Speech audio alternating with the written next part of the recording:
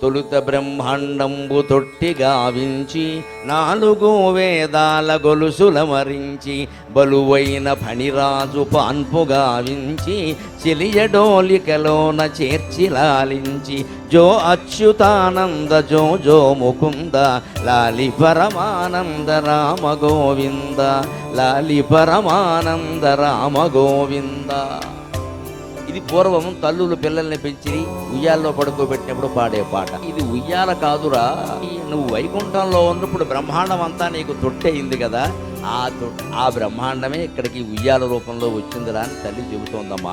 అతను శ్రీమన్నారాయణమూర్తి అని భావిస్తోందని వేరే చెప్పాలా? ఆ పిల్లాడు ఏమవుతాడు? శ్రీమన్నారాయణమూర్తి తాను పరమేశ్వరుణ్ణి ఆ స్వరూపం గ్రహించలేకపోవడం వల్ల ఈ జన్మలో పడ్డాం, తిరిగి గ్రహిస్తే పరమేశ్వరుడు అవుతామనే అద్భుతమైన అద్వైత జ్ఞానం పొంది అది జోలపాట. దానికి గొలుసులు ఏమిటంటే 4 వేదాలు, ఋగ్వేదం, యజుర్వేదం, సామవేదం, అథర్వవేదం 4 గొలుసులు.